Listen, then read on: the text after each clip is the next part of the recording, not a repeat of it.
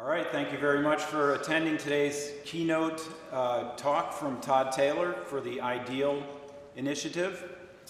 I'd like to start by thanking Carrie McKeever for making this all possible.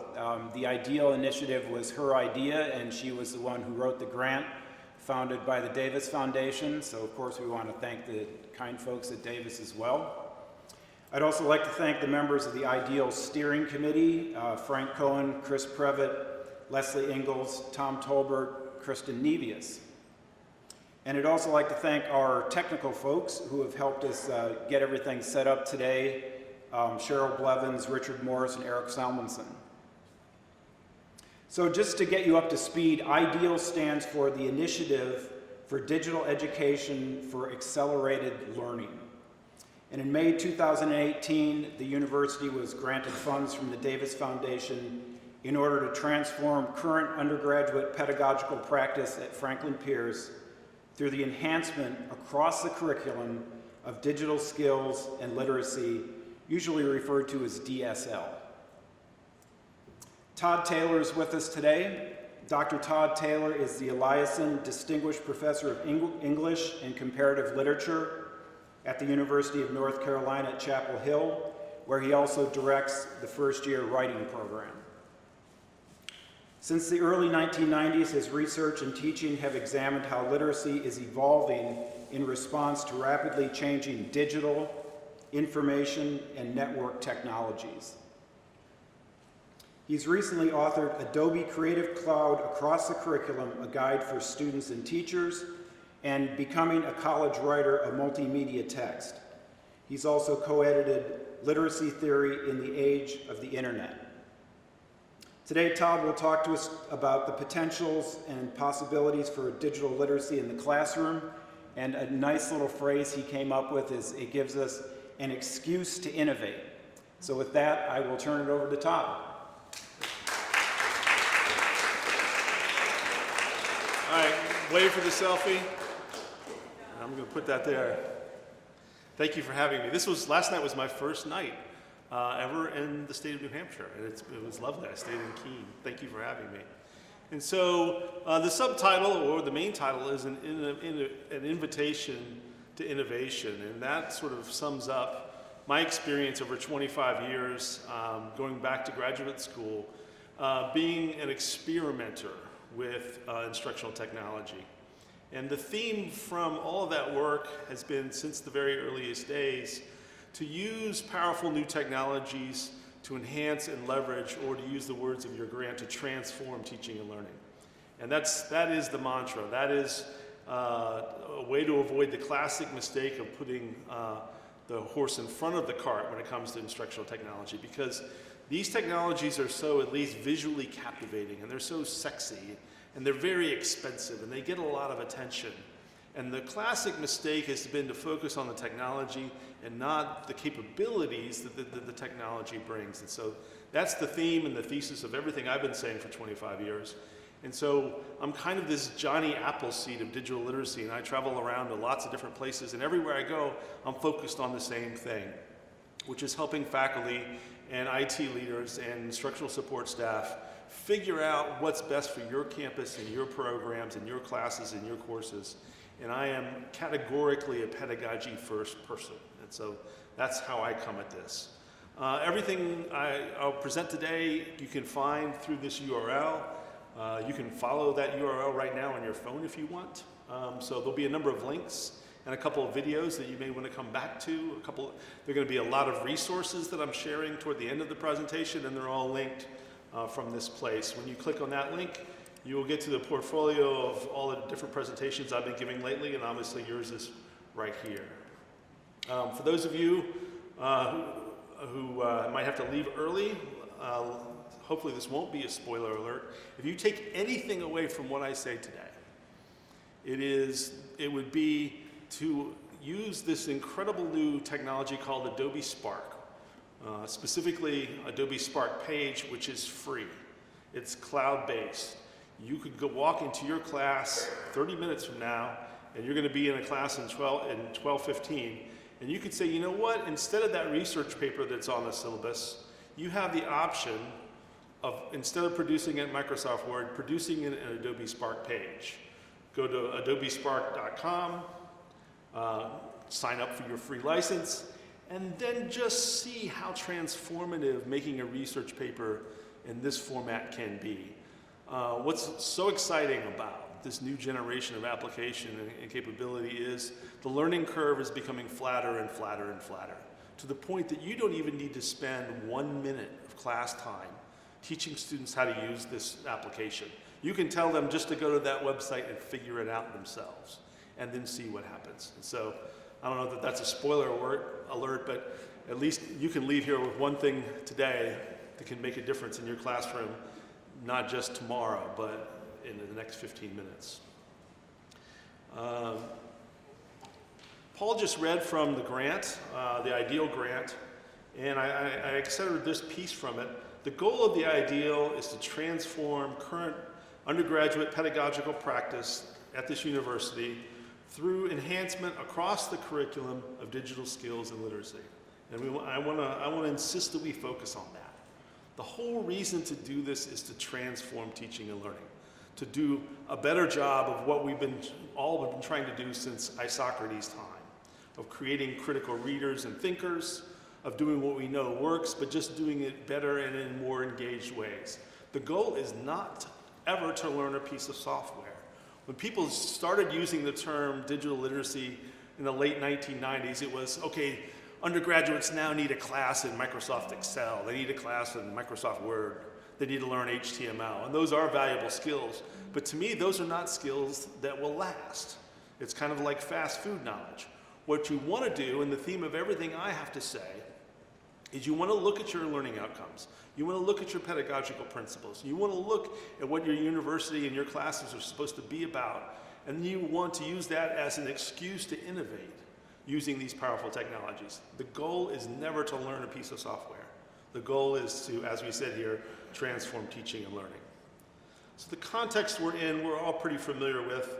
We're somewhere in between the third or fourth industrial revolution, if you're keeping score. I'm not exactly sure how you want to name these things. If the first industrial revolution was the steam engine and the second one was mass production, the third one is obviously the information age, the digital and the internet age. And this is the context in which we're all operating.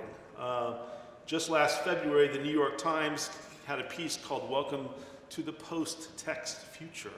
There's some problem with tense there, but we'll let that go. When the New York Times is saying it's game over about textuality, that's a pretty significant moment as one of the greatest institutions of textual ideas in communication. What are they saying? What are they identifying? And here's an excerpt from this piece that you can link when you want to go back to this. I'll make this short. The thing you're doing now, reading prose on a screen, is going out of fashion. The defining narrative of our online moment concerns the decline of text and the exploding reach and power of audio and video. Now, I'm a humanist. My PhD's in rhetoric. I'm not ever going to abandon writing or textuality. I direct the one required course at my university, the first-year writing course. So I don't believe text is going away. I just think it's being transformed. And part of the way it's being transformed is through communication and ideas that are being developed in this new post-industrial context and landscape. So what does this mean for higher education? In this moment of lots of change in our world, there is a re-examination and a re-articulation of the value and the role of higher education that we're all very familiar with.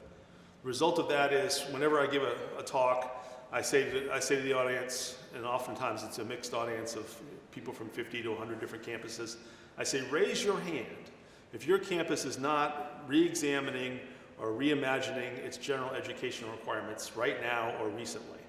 And no one ever raises their hand. Everyone is doing this right now for these obvious reasons, because this is the context in which we're operating. And like the IDEAL initiative, the result is that our strategic plans, our mission statements, our assessment programs, our metrics, our QEP, are all pointing to a different and more sincere approach to teaching and learning. That is that keyword, transformative. It's focusing on student experiences. It's talking about preparing students for global and professional futures and transforming their communities. Additionally, in this context, we are in a new digital renaissance. And I love this image, the sketch from Da Vinci, where the human form is beautiful and organic and very humane, but it's also being analyzed and broken down mathematically and geometrically. And to me, that's what defined that renaissance, and that defines, I think, what's most powerful and exciting about this particular renaissance. It's this unique marriage between technology and art, between science and humanity. And when our classes and our students are a part of that transformation, a part of that moment of renaissance, where they're thinking both digitally and organically, I think that's when really special and powerful things happen.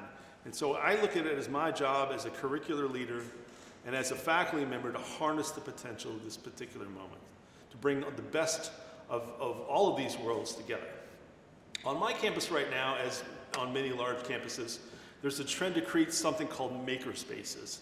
And I understand that you don't have the one here. And if you haven't heard of them, what they are is people are looking at the traditional liberal arts curriculum the way maybe it used to be taught, and on a campus like mine where there's no engineering, they say these students aren't making anything, they're not producing anything, they're not entrepreneurial, they're not exploring, they're not doing anything with their hands.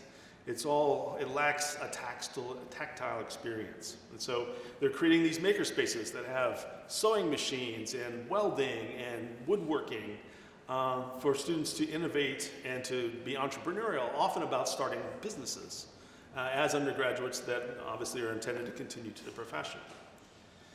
But what's behind this is the same trend that's with the re-examination of higher education, and that is a commitment to high-impact, transformative, experiential teaching and learning, where people are making things, they're problem-solving, they're doing something, they're creating something, and they're not just passive consumers of ideas and knowledge, right? And so students are no longer passive, they become active producers, they learn by doing and by making, and the idea is to focus the learning outcomes on capacities, I like that word better than skill, on capacities that will transfer, not just from the first year to graduation, but from graduation throughout their whole life as lifelong learners.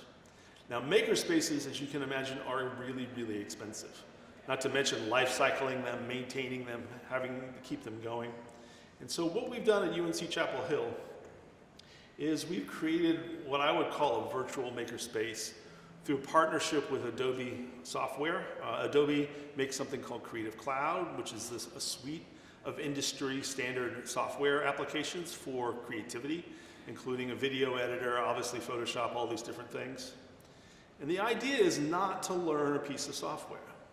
The idea is to have our students participate in a virtual makerspace where their intellectual work is meant to circulate, where they're given assignments that ask them to critically and creatively solve problems for themselves, their communities, their professions, in the context of their classrooms. And this is perfectly consistent with the mission and the vision statement of your university right now.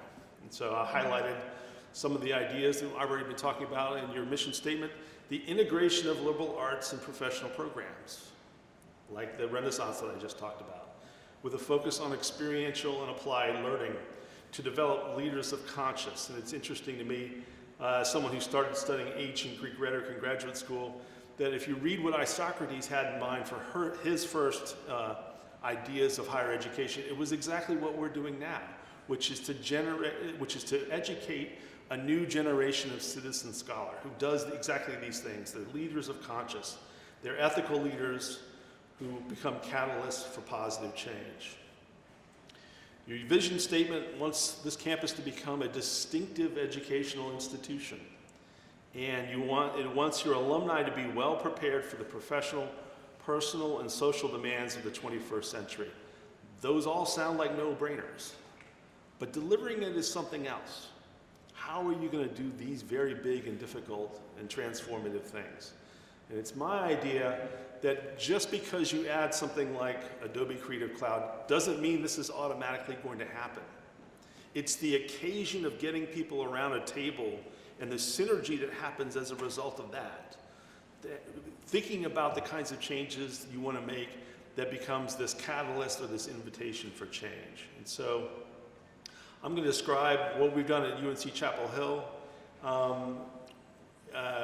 In the year 2000, we had a progressive chancellor, we had a progressive CIO, and required every student to have a laptop beginning in the year 2000, which was unheard of at the time for a large public institution.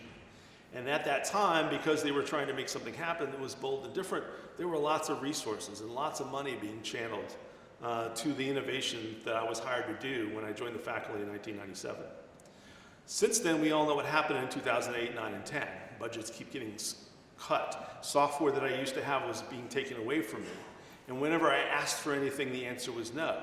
And so as a state employee, I was pretty demoralized until all of a sudden, I got a call from our CIO in February of 2016 who said, hey, we're thinking about adopting a license between the university that will provide Adobe Creative Cloud to all of our students. And this is a very different model. There's lots of campuses who provide Adobe Creative Cloud for faculty and staff. Very few of them flip that model and say, who really needs this software more than anyone? It's our students. And so this was just wild to get a call from the CIO. At first I thought I'd broken something or I downloaded something and I was in trouble. But he had the vision and the innovation to put together this partnership, and he called me up and he said, do you have any ideas? And I said, I've got 20 years of ideas. I've just been waiting for the moment that I could do this, because I knew that I wanted to integrate multimodal writing into my first year writing program for all students the moment they came to campus. But I didn't have the software. They had the laptops, but they didn't have the software to do this kind of thing until I got this call. And so here's a quick video that kind of summarizes the initiative at UNC. The University of North Carolina at Chapel Hill is the first public university in the United States, and so of course we take that with a great sense of pride. There's a sense in which students who arrive here appreciate that they have a special opportunity. The partnership between UNC and Adobe Creative Cloud has provided licenses for every single student. It's only natural that you want to take the most powerful collection of digital literacy tools and make them accessible to your students, because this is how knowledge is made. The students find it extremely engaging to use Adobe Creative Cloud to get their work done in any class, anywhere across the curriculum. So nursing, business, public health, even physics, chemistry, religious studies, and anthropology are using these tools not to learn how they work, but to help support teaching and learning. Everyone having access to this also means that we can learn from one another, which I think is going to be the best training tool and adoption tool as this continues to grow in the next couple of years. The engagement when students are working on digital projects goes way up, and I think that's linked to internal motivation as opposed to being motivated for a grade. What was really great about watching my students do this video poetry assignment was the students started to better understand their poems. It can happen in traditional ways, but the technology kind of makes really unexpected things jump out. I define digital literacy as critical digital literacy, which means it's not just the ability to use digital and information tools, it's the ability to think critically and to get critical work done with them. If I can use digital tools to move students to be active producers of knowledge rather than passive consumers, then I think it's really valuable. Students are really excited by the opportunity to really engage their work, not just produce work that's going to end up on the shelf and no one else is going to see. These are communication tools, and they inherently want students to take their deeply intellectual work and circulate it. At the end of every application right now, there's a share button, and that's not accidental, that's powerful.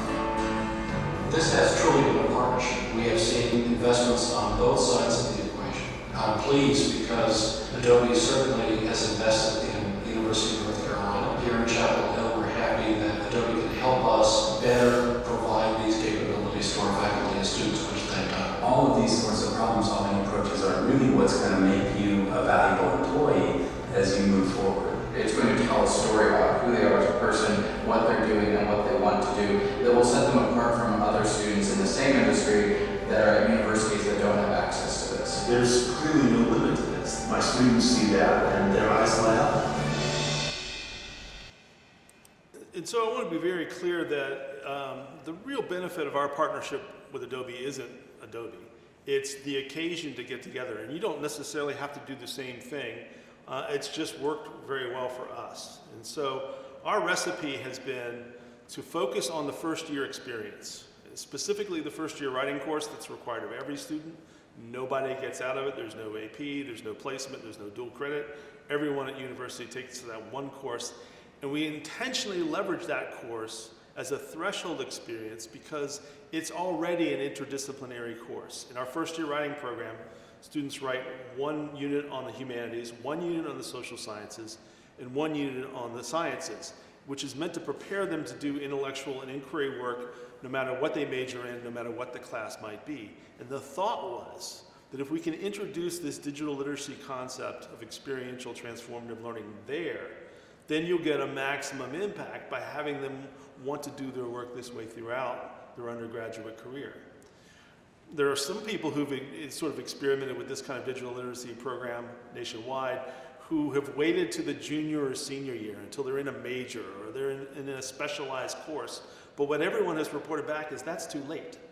If we really are trying to transform teaching and learning and deliver on the learning outcomes to prepare students for the 21st century, you want to hit them the moment they come to campus. So how can we imagine a very, very important course with a lot of agenda already, such as a first year writing course, to be an introduction to this kind of literacy without undermining the other things we need to accomplish? And so much of my work is about flattening the learning curve and making the on-ramp to these kinds of literacies in terms of teaching and learning manageable. Here are all the different departments at UNC that as a result of this initiative, which is essentially like your IDEAL initiative as well, are using Creative Cloud to transform their teaching and learning. And we know they're using it to transform their teaching and learning because faculty didn't get a license for free. They had to apply. They had to apply and give a pedagogical justification for the way they were going to use this resource in their classrooms. And so we know professors from each of these departments all across campus are doing this in different and transformative ways, so it's not just in first year writing. Who recognizes this icon? Anybody know what this represents? What is it? Photoshop. And so for those of you who don't know, you've heard the word Photoshop, and some people are surprised that it's actually a brand name. Some people think that's just what you do to photographs. But it's actually an Adobe brand name, and it's of course their most famous application. And so that's Photoshop, which is part of Creative Cloud. Anyone recognize this icon? Adobe Illustrator, which is, if you have any packaging, it was probably created in Illustrator. And so anybody recognize this icon? None of you should be able to recognize it since I made it up. And it's not what your dirty mind thinks. SX stands for student experience. And to me, this is the icon, this is the brand that I have plastered up above my desk that I look at every day when I think about what I do. The whole reason, the whole justification for this is to transform the student experience. This is a very expensive thing to do if you're going to just keep doing business the same way you always have. It needs to be this occasion to innovate, right? And so this is the beginning and the end of why we want to do everything. It's not to learn a piece of software. It's not to look sexy. It's to really make a difference in our students' experiences, right? And so we've talked a lot about these ideals to the point that I think it's almost a no-brainer. The things that are in your QEPs and strategic plans and mission statements and vision statements, they're the same that are in ours. It's a national, if not international trend. The question is, how do you deliver on that? How do you really make it happen? And what does it look like when this does happen? I'm going to share with you the last 2 minutes of a 10-minute video called Our Lives Together by an undergraduate. Her name is Carrie Lewis. And she had never made a film before in her life. She took a class of mine, and it's the story of an elderly couple with a father, and the patriarch of the family is suffering from advanced Alzheimer's. And the story is told from the perspective of the loving mother and son. And as you're watching this, it's so remarkable to me to think that this student had never used a video editor before, never made a film before, and was able to do such sophisticated and advanced, sensible things in her first try. And so, as you're watching this, keep in mind this is the first video she's ever made, Our Lives Together by Carrie Lewis.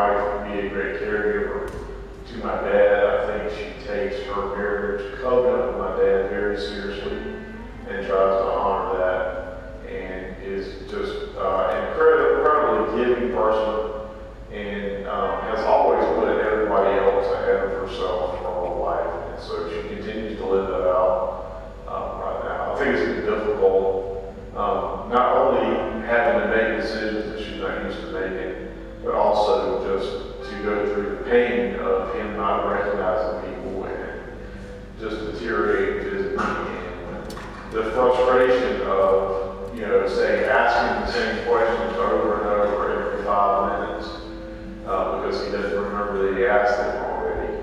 Those kinds of things, are hard and are frustrating, but she's incredibly patient and incredibly kind, incredibly loving, and just continues to work through it. As long as there's breath, there is a plan.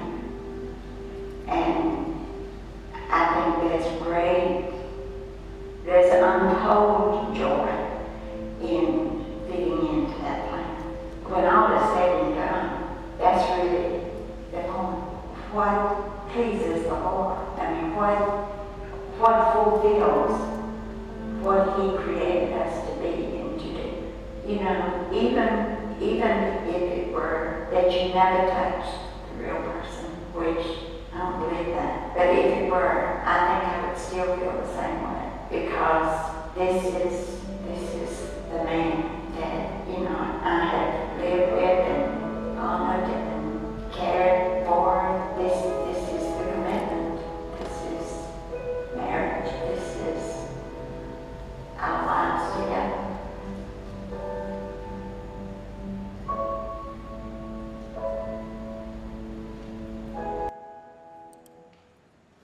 And so compare the student experience of making this with your typical research paper on Alzheimer's. This student is never going to forget this project. And neither am I. And so another question is, in what kind of class does this belong? And this was assigned in a communications class. But if you think about it for a moment, it would belong in a class on psychology, on sociology, on mental health, on just about everything. And if you think larger about just the genre of the audiovisual research film, there isn't a class where this doesn't connect and doesn't belong. And so this to me is why I do what I do as a faculty member.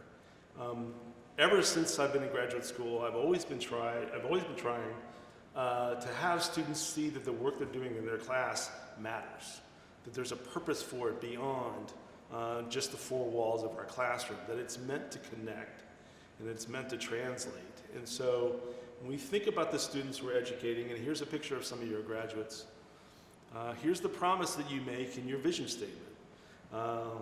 This university's alumni will be well prepared for the professional, personal, and social demands of the 21st century. And so if you ask your students the difference between producing a typical research paper on Alzheimer's and doing something like that, what do you think they would say in terms of the level of engagement? Now, this doesn't mean that research papers have no place. They're still important. They still need to be done. But there's something else, and there are other possibilities. And to me, this is an example of why we want to innovate and experiment in these ways. And so what I have in mind is I want my students to be omni-literate, not just have only sort of singular or traditional versions of literacy. This is a portfolio of a student in my class. This was an introduction to digital storytelling class. And what she did was, what everyone in the class did is they researched a particular story that was interesting to them. And in this student's case, her parents were both in real estate, and she lived in this small little town called Hillsborough, North Carolina. And she wanted to promote tourism in this small little town. One of the interesting features of this town is it had one of the first NASCAR tracks ever. Now, it's not currently used as a NASCAR track anymore. It's just a dirt oval. And if you've ever been to North Carolina, NASCAR is very, very important to North Carolina, right? And so she wanted to promote this tourist aspect of of her town, and that's where all of these projects begin with. They begin with stories that students want to tell. And I look at it as a faculty member as my responsibility to help them tell those stories. And so what they did is everyone in the class began by interviewing people on film, and of course created a documentary film about the project called A Track Through Time. After that, she used Photoshop to create a photographic gallery of the work, and then she used Adobe Audition to create a podcast version of the work, and then used Adobe Muse to create a website version of it, and then Adobe InDesign to create a magazine layout. Same story, 7 different modes, and then finally, the last version of the story was, this mouse is misbehaving. There we go. The last version of the story was to create a mobile app that interacts with GIS technology so that when you physically go to the speedway and you walk around, GIS technology says, over here on this bank in 1972, Richard Petty flew off and landed in the Eno River. And then over here behind the stands, they used to sell moonshine during the races. And so what you have here is an omniliterate person who tells the same story in 6 or 7 different modes. And what's also particularly interesting about this is that it was meant to be a portfolio all along. She was collecting and developing her own work, knowing that she was going to use this to apply for internships, which she did. In fact, Adobe wanted to offer an internship, but they didn't move fast enough. And the National Geographic Foundation offered her an internship. She spent her summer in New York City. Now this to me is the exact kind of student we want to develop. She's a double major in creative writing and geography. She spends her time writing stories and in a research lab with GIS GPS technology, and she was able to bring those things together to promote tourism in a rural town. And she has the ability to tell these stories in all these different modes now, which is incredibly powerful. And so in terms of thinking about preparing students for the 21st century, I don't care if you own a cupcake store. You need to be literate in these ways, even if you hire other professionals to develop this material for you, for your brand and for your industry and for your job. You still need to understand how they work. And the best way to understand how they work is to get your hands dirty making stuff with these technologies themselves. And so I'm going to digress into a professorial moment for just a minute and think about defining or redefining tool versus instrument. When we talk about digital literacy, lots of people talk about we want students to have these tools. And to me, a tool or a skill is a little bit limited. I'm more interested in something much more comprehensive. And so if you think of a hammer is almost just a pure mechanical tool. It's almost an extension of your arm. It just makes your fist a little bit harder and more powerful. But an instrument helps you see the world differently. So compare a hammer to an electron microscope or the Hubble telescope. Those are instruments. They're epistemological. When you look through them, the world is transformed in different ways. And to me, that's the way to use instructional technology, as an instrument, to see the world epistemologically differently. And so if the goal of IDEA is to transform current undergraduate pedagogical practice, to me, I think that's the way you want to frame it.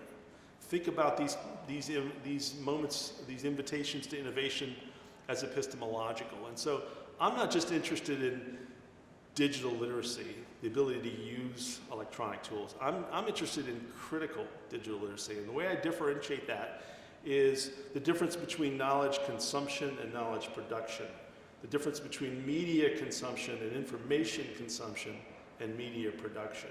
And so digital literacy pedagogy becomes not just aesthetic. It's not just putting a sexy cover on the research you did at the end of the process.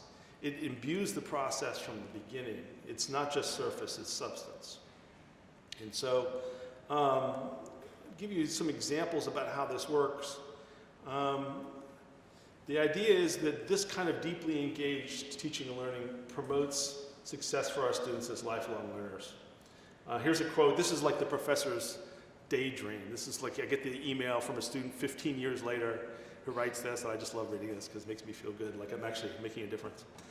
I thought of you because I'm now in charge of my division's blog. I just utilized some HTML code that you taught me during my freshman year, which was 2000.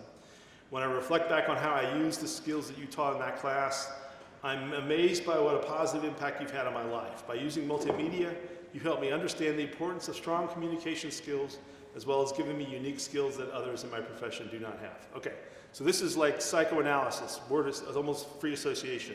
When you hear this, what first comes to your mind in terms of what you think this person does? Don't overthink this. Somebody raise your hand. What do you think this person does? Marketing. Huh? Programmer. Anybody else? Did anyone have a mental image of this person? What do they look like? Raise your hand, be honest. How many of you imagined a male as a female? No one's gonna admit that. All right, here she is, assistant professor of emergency medicine, Emory University Medical School. All right, and I love to show this example of how even a profession like medicine is being transformed these days by these kinds of technologies that are happening in the digital space, right? And this medical school professor can do things that no one else in her curriculum can do because of her introduction to this so many years ago. So, no brainer. We all agree that this is what we want to do. The elephant in the room is flattening the learning curve. And we've known this since the late 90s, that faculty are the sort of limiting reagent. That in order for this to really take hold, faculty need the support and need the help and they need development to reimagine their teaching and learning. And that's what I'm here to do. To point to some successes, point you in some directions, get you started on a group of you on a workshop later this afternoon. The good news is the learning curve is flatter than ever.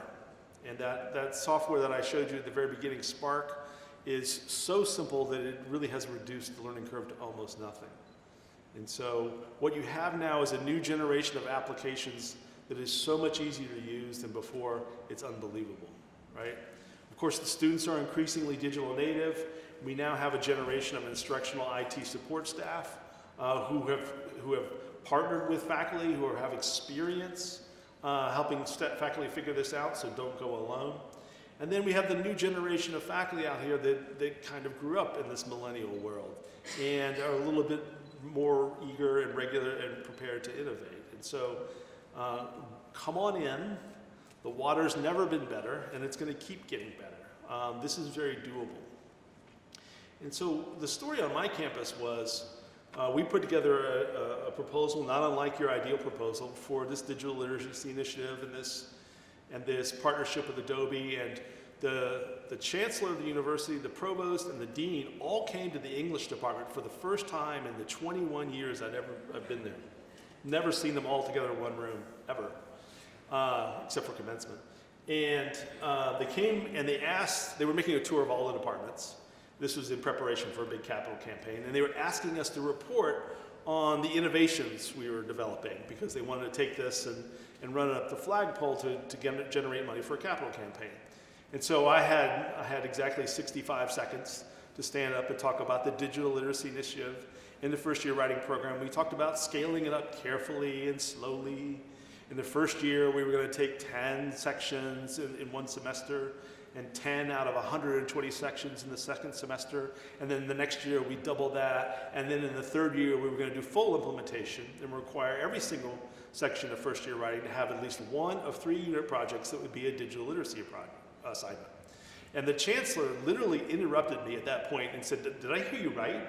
Did you say you were going to take 3 years to do full implementation? I said, yes. She goes, I don't want you to do that. I want you to do full implementation immediately and not wait. And that night I did not sleep because that was November. And that meant by the next fall, I had to prepare 105 instructors in my writing program to be able to do this in these very deeply, powerful and different kinds of ways. And so my mission in life since that one mandate was to provide the materials and the support and the resources so faculty could get up to speed, so they could do this, right? And so I went to work immediately on creating a textbook called Adobe Creative Cloud across the curriculum, and there are links to it. It's available online for free. Everyone in the entire world could use it. And it's designed for students and teachers, as the title says. Because most of the material out there in the world that's a tutorial for this kind of software is meant for creative professionals, for people who video edit for a living. How can you reduce this? How can you flatten the learning curve to give people just the bare necessities, just the things they need to know how to do in order to create the kind of film that student did? Remember, that student had never edited a film before in her life and had this innate sensibilities, and a good teacher, I must admit, to go from zero to that creative in just 5 weeks, right?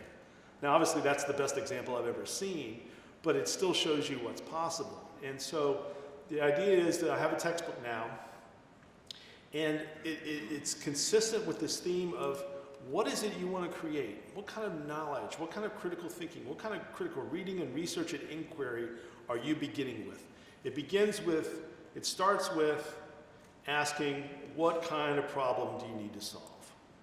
It doesn't start with what kind of software do you want to learn how to use. It doesn't begin with how do you want to learn how to make a video. In fact, I have found after years of assigning this kind of service learning documentary film that students become much better filmmakers if they care about their subject than if we spent the whole time just teaching them how the technology works.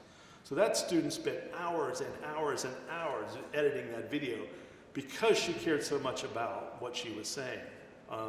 I've actually had a couple people go on to be industry professionals, and you can identify them the first week of class. They just stopped going to chemistry, they stopped going to all their other classes, and they spend all day video editing.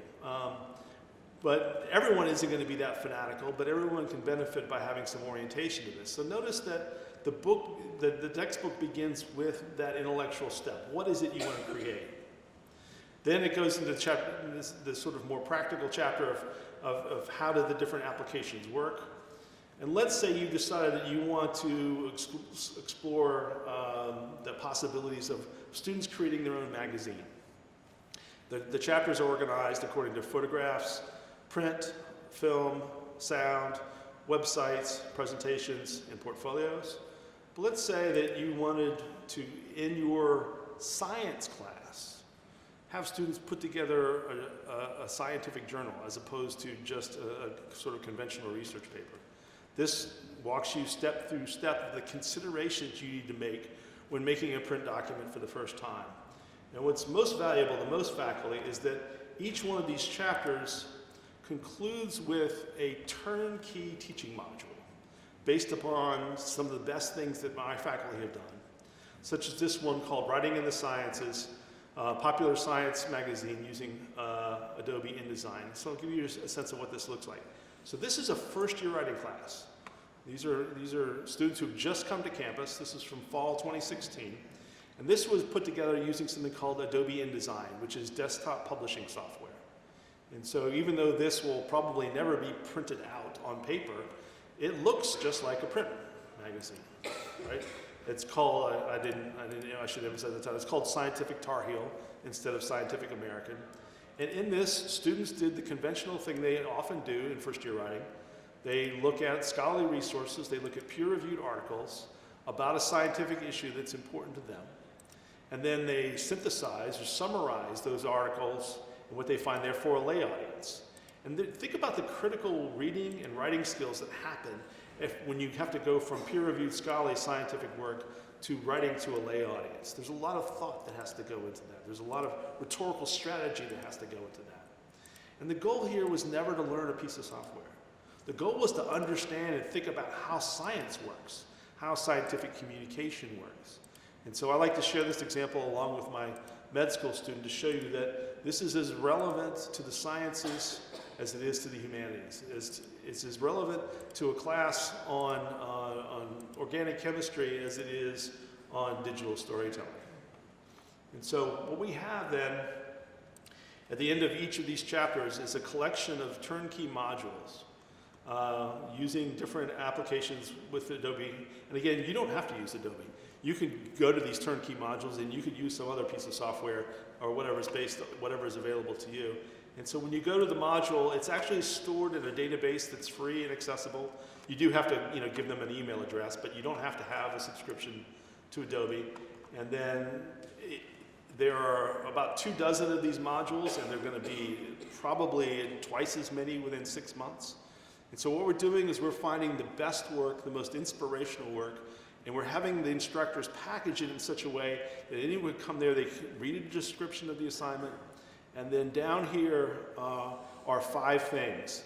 The first thing is a video from the instructor herself, Tiffany, talking about what she did with the assignment. I'm Friedman, and in my fall 2016 first year writing class, my students and I used InDesign to create a scientific magazine in the style of Scientific American. And so just 3 minutes into listening to the instructor describe the assignment, you get it. You go, oh, I see how this makes sense. I can see how this works. Now that I've seen the description, can you give me all your materials to make this easy for me to get up and run? And so we have here a link to a tutorial that's appropriate for beginners that teaches students just the basics of what they need to know in the software to get this project done. Obviously, there's a sample student work, such as what I just showed you. And then in Microsoft Word format, we put together the lesson plan so you can download those and you can edit them and change them and make them your own. And then, of course, we have the assignment prompt and the grading rubric. And so we have 24 of these modules of the best applications of this kind of teaching and learning, and they're all packaged in this way so that anyone can pick them up and run with them. And so it's been my sort of responsibility to help my faculty develop a digital pedagogy library. And I was reading your grant proposal for the IDEAL, and that's one of the deliverables, is to start collecting these things. And so as I go around the country, I'm trying to get more people to contribute to this database to collect these things so that we can all share them. There is, of course, the free online textbook that I talked about. There's a link to the turnkey modules. And there is a link to my portfolio there. And if this worked correctly, big reveal, let's see if it worked correctly. I think it's going to work. So increasingly, all of this is able to be done on these devices. In fact, what you've just been looking at is called Adobe Spark Page, and I'll be leading a workshop on it in a couple hours. And I can do everything that I actually put together on this laptop through this phone. And so while you were sitting here, I took a picture of you. I have Adobe Spark Page on this phone. I clicked a button, and it uploaded on the fly and replaced the original image that I had at the beginning. And so this is where we know our students are living. And we want to, if for no other reason, we want to take control of this as a deeply intellectual space and not let it degenerate into Twitter. We want our students to think of these as knowledge-making tools and not empty-headed distractions. I want to co-opt this. I want to own this I want to own part of this space for my students instead of them doing things that don't promote critical digital literacy. And so that's just a taste of what I've been up to for 25 years, or at least the last 18 months. I hope to have some conversation now about what we're up to and how I can help you become better at this. I'll be doing a workshop later today. I don't know how many people can be invited or can participate in that. I'll take your thoughts and questions. And I have reams of things I can show you. I've got a handheld mic here. If you have a question, please raise your hand so we can capture the question for the recording. So questions for Todd? It appears to me that high school students were doing some of this stuff 10 years ago. Do you find that students coming into your programs have a lot of experience that your faculty do not have? Yes. And I don't like the sort of veiled threat that that reality may create. I like to sort of present that as, our students are coming with new abilities we can really leverage, and not through some kind of intimidation, that they expect to be entertained this way. But I'll tell you what, if you take the advice that I gave a minute ago and you just try having an interactive research paper instead of Microsoft, and you compare the two, and you ask your students to compare the two, then I think that justifies the experiment. And then I think you can quickly move beyond the sort of threat of like, well, you better do this because your students are ahead of you. I don't like that kind of construct. So I think they are ready to go, but they're not universally ready to go. Technology is as powerful as it can be. We need to be constantly critical of it, because not just literal, material, financial access to it, but ideological and sometimes physical access to this is unequal. And so when we bring it into our classrooms, we shouldn't assume that everyone's way ahead of the game, because there will be people who are not. To me, that becomes one of the biggest motivations to do that, because as an institution, we tend to be much more egalitarian, I think, than most. And that there are going to be students who are going to be behind, who are being left behind in the digital divide. And if we can figure out a way within our egalitarian framework to give exposure and access to everyone, I think that's potentially a powerful thing. Other questions? Hi. You had said that the faculty had been trained in the first year writing courses. Do you find that there are other faculty outside of that has adopted the technology? What was that last part? Other faculty outside of the writing classes have adopted the technology and people are using it? Oh yeah, people are using it all over the place, and without any direct connection with me. So it's widely promoted. It tends to fall along the lines of young faculty members who have something to prove, or they're trying to work their way up or tenure or something, and they want to distinguish themselves. I mean, I thought it was interesting that part of your vision mission statement for the university was that you want to have a distinctive education experience. And to me, that's one of the reasons to do this, is a lever for change, an opportunity to make change. And so there are lots of people who are experimenting with this. There was a whole list of other departments that I had very little to do with that are part of the digital literacy initiative. At one point early on, and I think it was in reference to the early video that a student did, you said that all projects begin with stories students want to tell. And frankly, that bothers me a little bit, because students often want opportunities, expressive opportunities, that are not necessarily informed. Later, though, in making reference to the online book, you said that the first point in getting started is, what problem do I need to help solve? And that's really where I would like to direct students. And I'm wondering how you use this technology to bridge that gap between opportunities for expression, which this very obviously provides, and students are eager to engage, and opportunities for learning, which requires more guidance, intervention, assistance, whatever. How do you get from one to the other? Yeah. So in my area of composition rhetoric, we obviously think a lot about writing pedagogy. And one of the sort of persistent conversations is, what mode is most appropriate? And there is an argument that the narrative mode is separate than the expository mode, and there's some people who set up entire curriculums to say, well, we don't actually want students involved in the narrative mode, the expressive mode. We want them to be in an academic setting, focusing on the expository mode, research, inquiry. So there are people who make strong distinctions between the two modes, and I tend to agree. When I'm talking quickly, the word digital storytelling is kind of a phrase that has a lot of currency at the moment.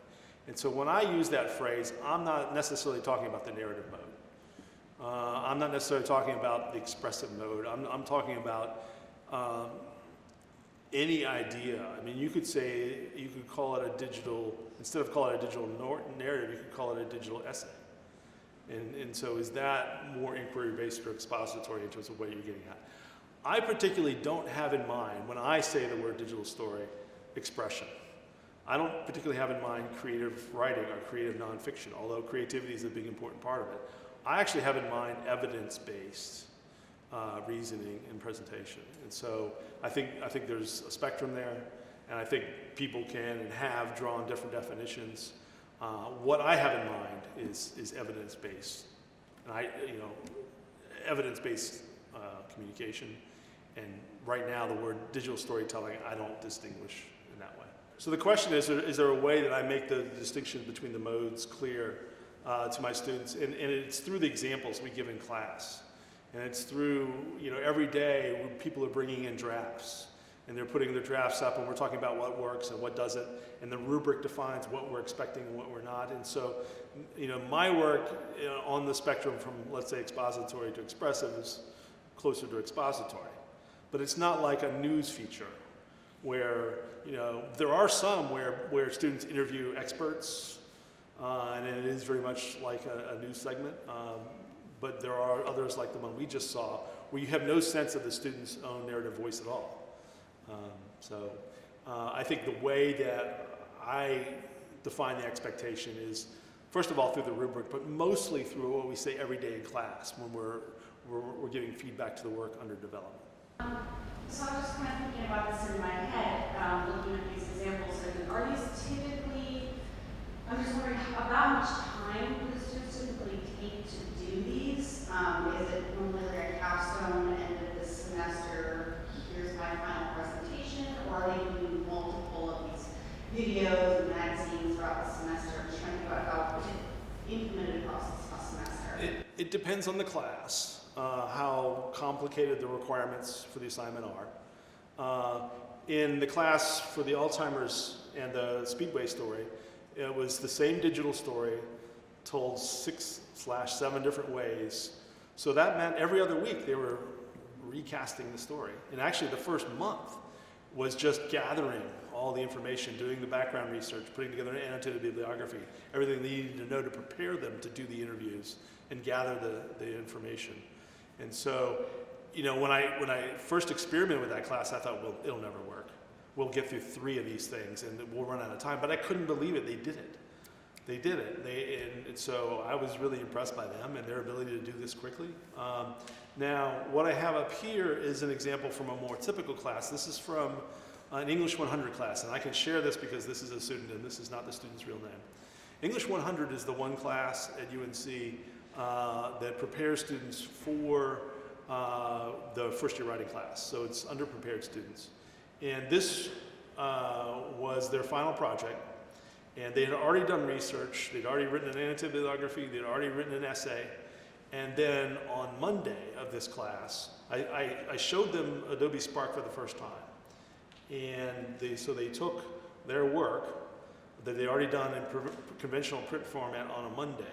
And by Wednesday, they produced this in Adobe Spark. And that's because Adobe Spark is so well designed and powerful. And I think maybe it's a good thought to leave you with. I asked the students in writing at the end of the class to compare this work with the conventional print-based work that they had done. And what do you think their experience was? I'll leave you with that.